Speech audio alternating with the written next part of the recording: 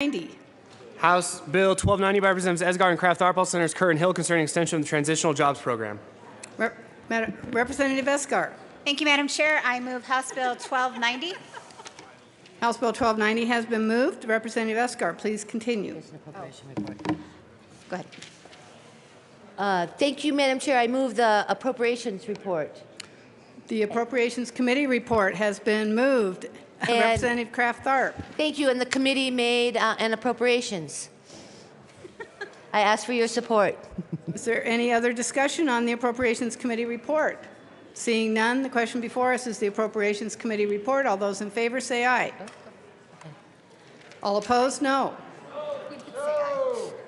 The ayes have it. The Appropriations Committee report is passed. To the bill, Representative Kraft-Tharp. Thank you. So Representative Esgar and I are pleased to bring you House Bill 1290. And if this feels a little bit like deja vu, it's because you've heard about this program before.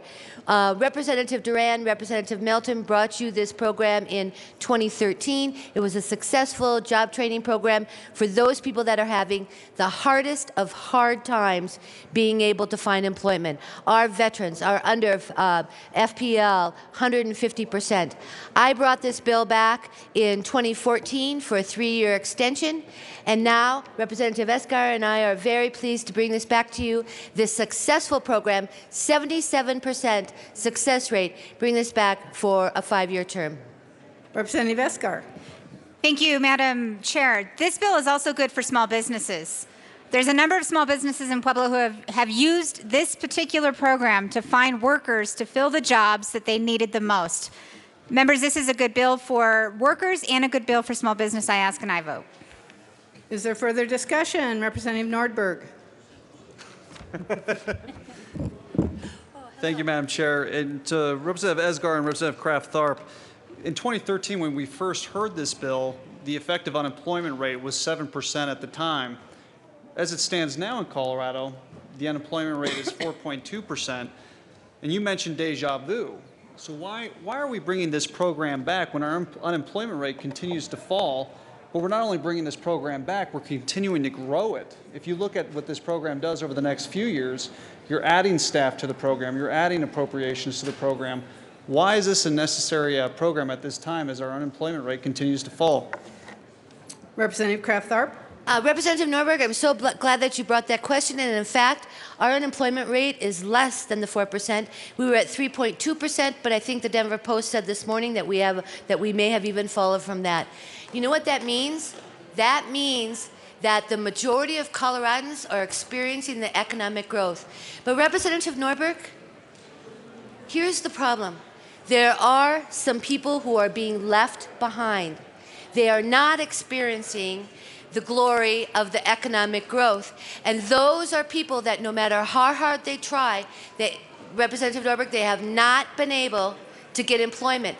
Our veterans, Representative Norberg, are people below federal poverty level of 150%. Consistently, this program has shown a 77% success rate, members. If we have something, Representative Bowen would like to say this is like two Coloradans, that there are those of us that are successful in being able to get unemployment. But there is a Colorado where those people are not able to get jobs. Through job training, job consultation, through the subsidized wages, which incentivizes employers to be able to hire these people, this program, members, has shown a 77% success rate. If we find something that works, we need to continue to support it. Representative Norberg, does that answer your question? Representative Nordberg. Thank you, Madam Chair. Actually, it doesn't. I think I'm more confused now than ever, because if the effective employment rate is now 3.2%, and why are we continuing to expend on this program? I recognize what you're saying as to some people being left behind, but what is the amount, the ratio, I guess, per the $2 million that we're going to be spending next year? How many people is this helping per the $2 million we're spending? Representative Thurlow. Thank you, Madam Chair, and thank you, Representative Kraft-Tharp and Esgar, for bringing this bill. And I do have a visual aid. If you would allow me, I'd like to display a newspaper clipping that I found just a couple days after the hearing on this bill. And what do you know, Representative Kraft-Tharp?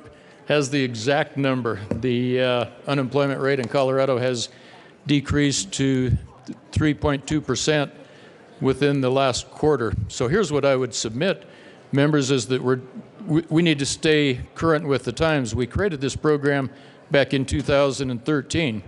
The unemployment rate was 7%. The economy has turned around. It's worked. Maybe there's been some other reasons, but maybe this program has had an effect too. But now we've solved that problem. The unemployment rate of 3% is about as low as it can ever go. The other problem that we face, of course, is we're up against the budget constraints of the Tabor cap. This bill has $1 million appropriation this year, and then according to the fiscal note, it's going to have to expand to $2 million in the next year. So my question to you is, should we still be doing this program, even if it was a good program at the time it was passed? Should we keep doing the same thing now that that particular problem is fixed, when it probably means we're going to have to somewhere go into the budget and find the $1 million and then the $2 million out of other what might be good programs in the next few years? So the time has passed for this program. We should kill it now. I ask a no vote. Representative Esgar? Thank you, Madam Chair. And members, there is a need for this program. Over 1,000 people were able to find good jobs on this program originally. The $1 million for this year is to continue the program this year. We're not expanding it. The $2 million in the next year is the actual cost of the program. The $1 million you see is just to continue the program that already existed. We're asking to continue it from there. You talk about why is this necessary because of the unemployment rate. And Representative Pabon was in my ear saying it's like 2 Colorados. And it really is, because the unemployment rates may not have dipped as far as it has for the statewide rate in all of the areas. This program specifically trains people that have the hardest time getting in the door for that job interview. There are jobs available, and these people are trying to get these jobs, but they may need a little bit more help figuring out exactly how to make their resume right, figuring out what skills they need to pursue a job that's going to make them independent, a job that's going to get them off of any assistance that they are on. It's a great bill. Vote yes. Madam Majority Leader Duran. Thank you, Madam Chair and members. I do ask for your support on this bill for a couple of different reasons. The first is this initiative is really a welfare to work initiative. This helps people who are currently receiving government assistance get off of welfare and be able to become self-sufficient. And we're working with individuals who are the most difficult to employ. So the program focuses on seniors, it focuses on veterans, it focuses on folks who need some additional training to be truly self-sufficient and go from welfare to work. Also, the organizations that these dollars have benefited for training are statewide. There's a variety of different areas, rural, urban, and suburban areas. I know in Representative Navarro's district there's an effort there that specifically helps some individuals that are difficult to employ there. And so we really hope that we will be able to get your support for this initiative. Is there further discussion? Representative Mitch Bush. Thank you, Madam Chair.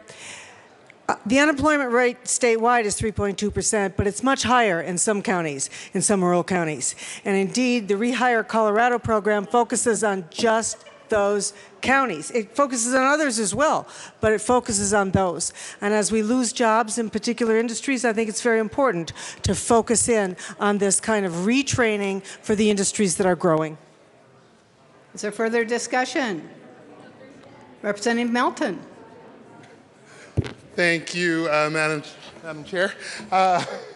I rise in strong support of House Bill 1290. This is a really good and strong program that's helping our people, our citizens, get rehired, get the training that they need, the updated training that they need to stay viable and competitive in this job market. I was proud to help start this program a few years ago, and it does have a tremendously high success rate.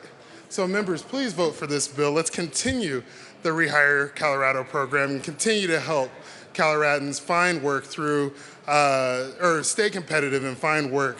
It's a good bill. Vote yes.